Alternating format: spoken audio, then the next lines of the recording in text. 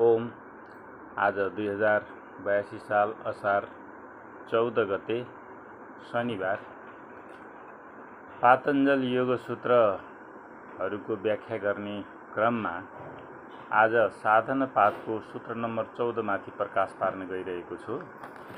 सूत्र यस प्रकार रहेको छ। ते हलाद परिताप फला पुण्य पुण्य हेतुत्वात्। यसलाई पदविच्छेद गरेर भन्दाखेरि यसरी भन्न सकिन्छ।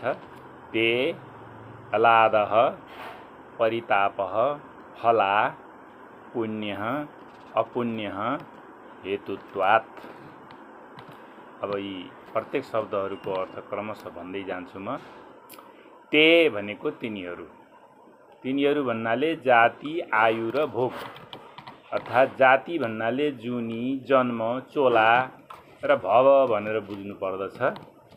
त्यस्तै आयु भनेको उमेर, जीवनकाल भनेर बुझ्नुपर्छ। जीवात्माले जुन शरीर पाउँछ त्यो शरीरको भोगकाल जति हो त्यसलाई चाहिँ आयु, उमेर भनेर भन्न खोजिएको हो।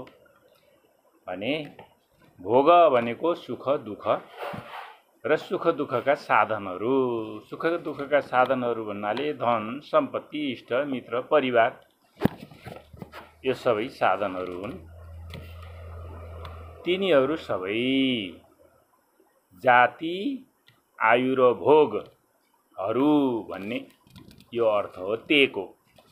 त्यसपछि दोस्रो छ हलाद परिताप फला भनेको फलको रूपमा हर्ष र शोक दुवै दिने खालका, सुख र दुःख दुवै दिने खालका, चैन र चिन्ता दुवै दिने खालका, प्रसन्नता र खिन्नता दुवै दिने खालका, अथवा प्रसन्नता र परिताप दुवै दिने खालका, आनन्द र सन्ताप दुवै दिने खालका यस्ता कर्महरू मूलको रूपमा, कारणको रूपमा रहेकोले फला भनेको यिनीहरूको फलको रूपमा यस्ता हर्ष र शोकहरू दुई खाले परस्पर विरोधी गुण भएका चाहिँ सुख र दुःख आदि दिने भएकाले भनेको। र अर्को शब्द छ पुण्य अपुण्य हेतुत्वात्। पुण्य अपुण्य, पुण्य कर्म र पाप कर्म नै त्यो फलको चाहिँ हेतु भएको, कारण भएकोले भन्न खोजेको हो। जस्तै अहिंसात्मक वा अरूलाई सुख दिने र हिंसात्मक अरूलाई दुःख दिने खालका कर्महरू भनेको पाप र पुण्य र पाप कर्म। त्यस्तै अविद्या, अस्मिता, राग, द्वेष र अभिनिवेश नाम गरेका विरुद्ध कर्महरू, तिनीहरूका विरुद्ध गरिने कर्महरू जो छन् ती पुण्य कर्म भए। भने अविद्यादिहरूका पोषक वा समर्थक कर्महरू चाहिँ अपुण्य कर्म भए। त्यस्तै ईश्वरको गुण, कर्म, स्वभाव तथा वेद अनुकूल ऋषिमुनिद्वारा रचना गरिएका ग्रन्थहरूका अनुकूल जुन कर्म हुन्छ त्यो कर्मलाई पुण्य कर्म भनिन्छ भने यसको विपरीत कर्महरूलाई अपुण्य कर्म भनिन्छ। यस्ता पुण्य कर्म र अपुण्य कर्महरू नै जसको कारण छन्, मूल जड अथवा जरोको रूपमा रहेका छन्। त्यस कारणले गर्दाखेरि यी के हुन्छन् त हलाद र परिताप, प्रसन्नता र खिन्नता दिने खालका हुन्छन् भनेर चाहिँ बुझाउन खोजिएको छ।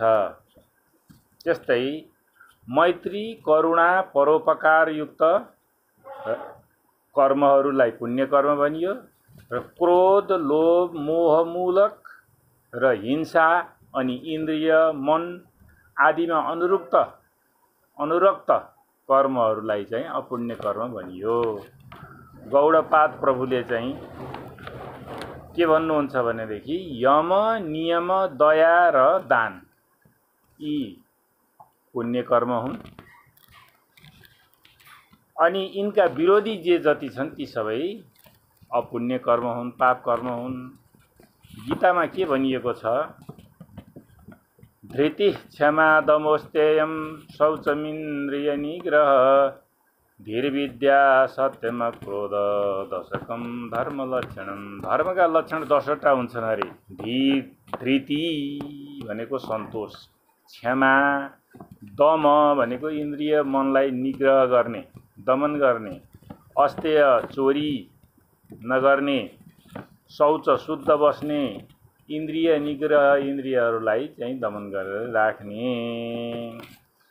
त्यसपछि धीरता, विद्या, सत्य र अक्रोध यी 10वटा धर्मका लक्षणयुक्त जुन कर्म हुन् तिनलाई पुण्य कर्म भनियो भने यसबाहेकका विरोधी, यसका विरोधी कर्महरू जो छन् ती सबै चाहिँ अपुण्य कर्म भए।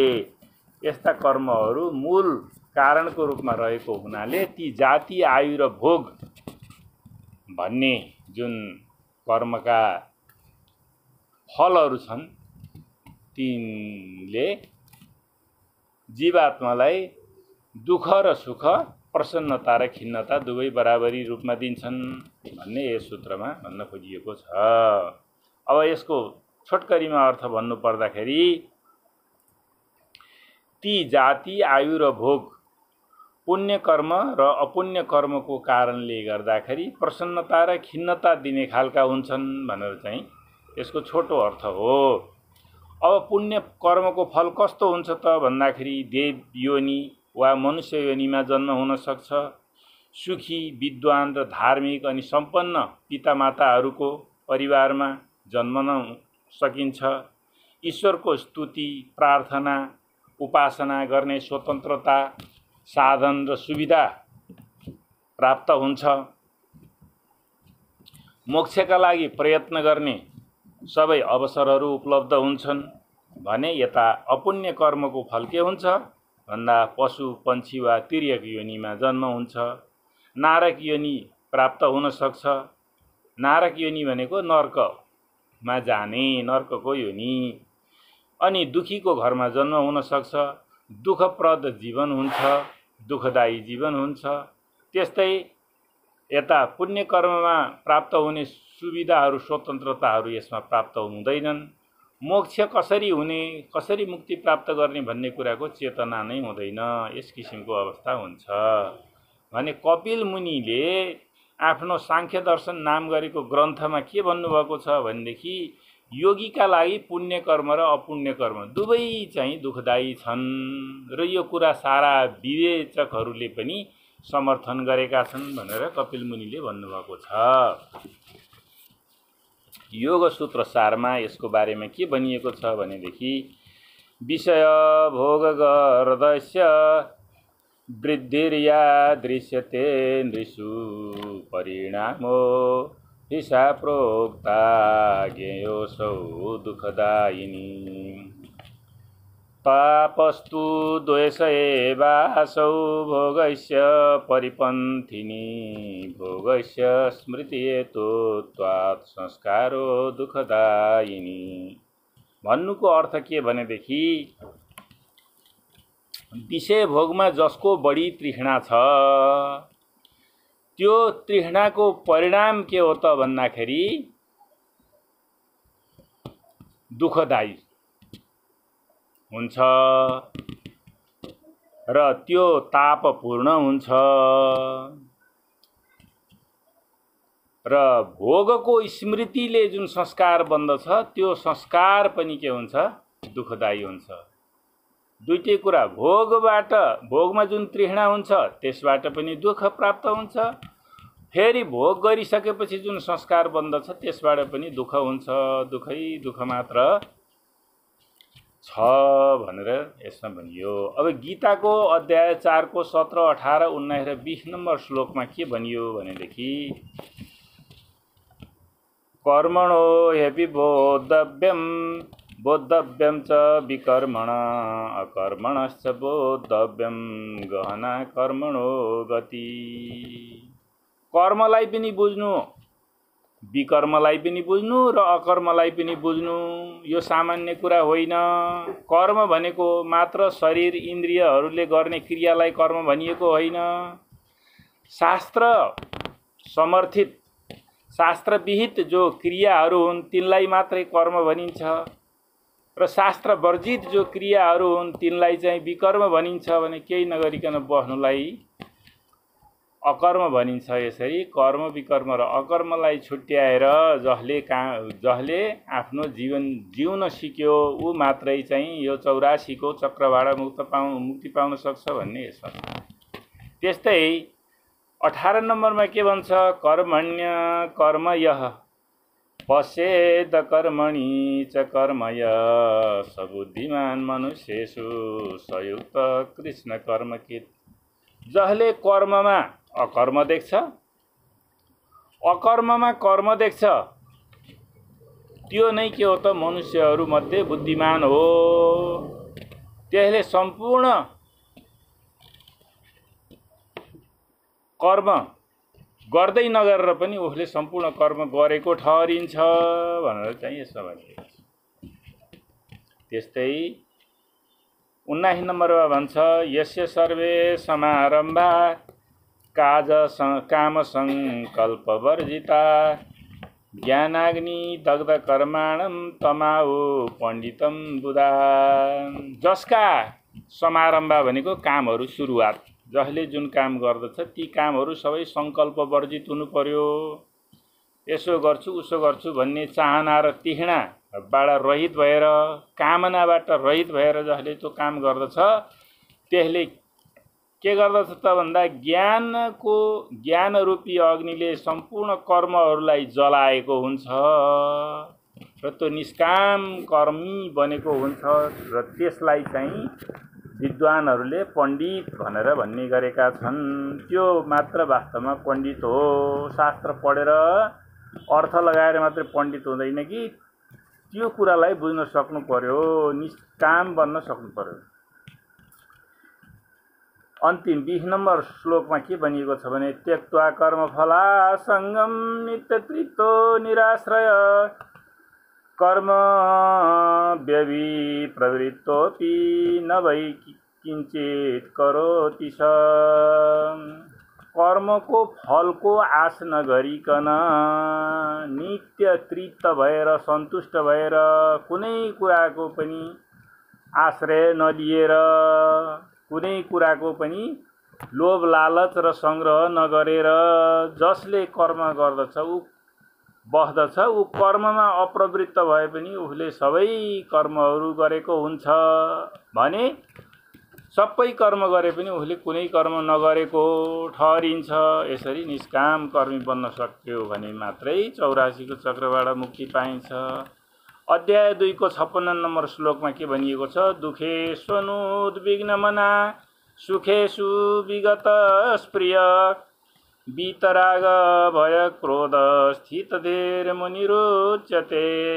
दुखमा कहिल्यै पनि खिन्न नहुने, सुखमा एकदमै तेहना रहित हुने। सुख कतिपय मान्छेहरूको व्यवहारमा के हुन्छ भने अलिकता सुख भयो भने अझ झन् त्यसभन्दा बढी सुखको अपेक्षा गर्ने, तर त्यस्तो गर्नु हुँदैन।